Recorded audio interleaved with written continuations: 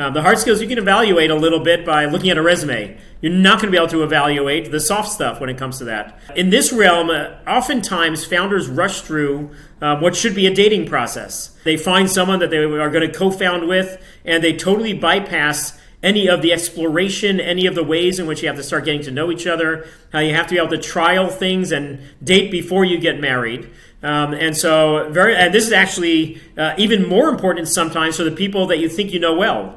So when the relationship that you are tapping is best friend, is family, and things like that, you will assume that you know each other very well and that you can bypass the dating phase.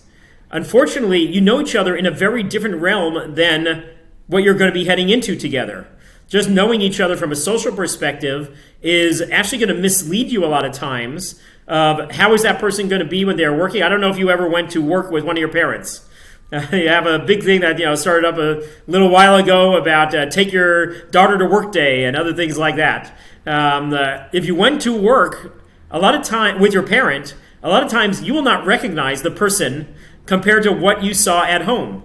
That person's going to have a different personality, a different style, a different way of interacting with all the people around there. And it's at that time that you finally get a realization that in these different compartments of life, work, personal, things like that, we act differently. You think about how you act at home versus how you act at work and in other domains and things like that. We are a different person a lot of times and it's shaped by our surroundings. And so we have to understand that when we're heading into founding, if we're doing it with people we think we know well, we have to test that.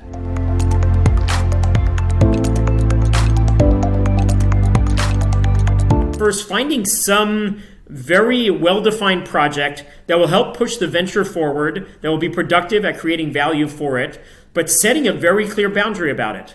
That this does not mean that we are marrying each other as co-founders. We are going to, at the end of this, each of us can abandon the project. We're going to debrief. We're going to take a look at how well did we work together? What are the things? And if anything, push yourself to look at the downside.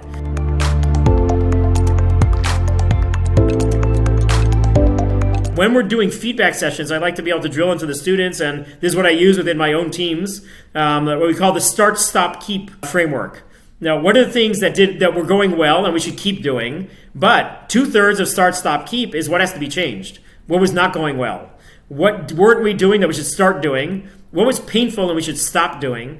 And when you're debriefing with this person that you've been doing this project with, make sure that you focus on the start and stop parts also, that you're having that difficult conversation. This is also a way that you're going to be practicing your difficult conversation skills together to have that kind of a debrief at the end of the project. But step back and take a look at what did we learn about each other when it came to the skills compatibility with regards to the style and working, with regards to the value alignment, all of the things that are on the hard and soft sides of it. And being able to have that project that there is very legitimately that it's going to be that we abandon at the end of it, that there is this possibly not continuing on, that'll be a lot more informed at the end of that project on both sides of your being able to decide together about whether you should continue or not.